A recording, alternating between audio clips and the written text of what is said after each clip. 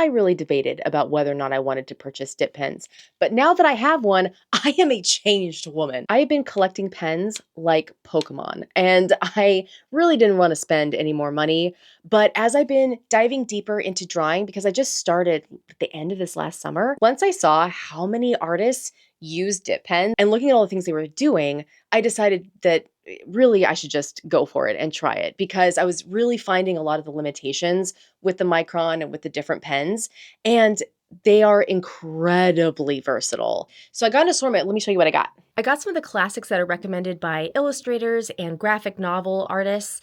I got this set from Nico. It's specifically for comic, and it has a really nice variety in it. And I was able to get quite a variety of line weights, and I like all of them for different reasons. The blue pumpkin, however, seems to be the most versatile, and I really like the flexibility of the nib. And a lot of times they'll say beginners should probably start with something that is a little stiffer in the nib, just because it's easier to control. However, if you've ever used a paintbrush, or you've just, you've experimented with brush pens, anything that requires a little bit of finesse when it comes to pressure, I think the blue pumpkin's fine. And this is my experiment. This was all with the blue pumpkin, and it was solely for the purpose of just experimenting with different line weights and exploring the versatility that it has. So this was a really fun experiment just to see what could happen with it. And I highly recommend trying that one if this is kind of what you're looking for, is more of a flexibility. But regardless, they're all pretty great. I'm pretty excited for the G-nib just because that one is used so much by graphic artists, graphic novel artists, and comics. Illustrators also seem to really like it. But I'm not so much buying by what people say is the best. I'm going specifically for what it can do and if it's going to achieve what I'm looking for. So that's really what it came down to.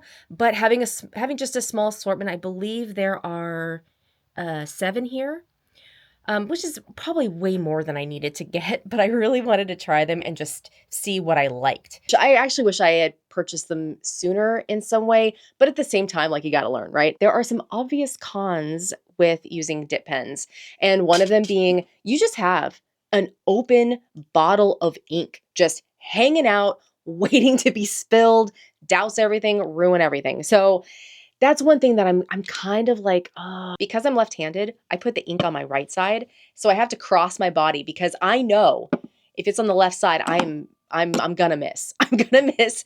I don't pay well enough attention, so I keep it on the opposite side and cross over.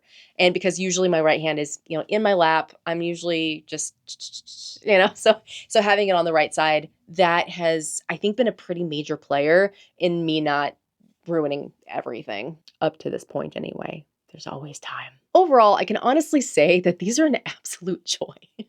Like, they really are. I know that there are like some cons to them, but it's nothing you can't figure out. I feel like it's really not that big of a deal. To me, this is no more of a pain than watercolor. And to me, watercolor is a bit of a pain. Like, it's just kind of chaos. I just feel like there's like, you can make it pretty minimal and you can do like the little thing, like when people take it like plein air or whatever. They're like little sets and little kits, but I don't really feel like it's that big of a deal. It's not that big of a setup. It's not that big of a pain. The benefits far, far outweigh any kind of like little annoyance that there may be, provided you weigh down your ink. Other than that, I think they're really great. And I'm going to continue talking about this because it is one of those things that I was intimidated by it. I didn't really know if it was gonna be something I'd really enjoy, but because the price point, like, I didn't have to get all of these nibs just to try it out. If I were to do this again, I think that just to get an idea of what is possible with them, I would go again with the blue pumpkin. And this is the Tachikawa T40.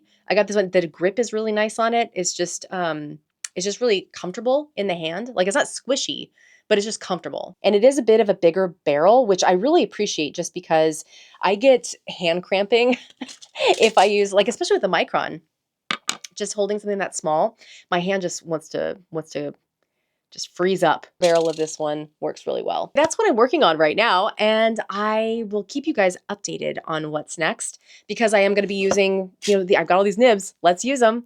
And I've got some other things going on with oil pastels, and I've got variety is like my favorite thing ever. And so we've got a whole lot of irons in the fire, but ink pens are my current obsession.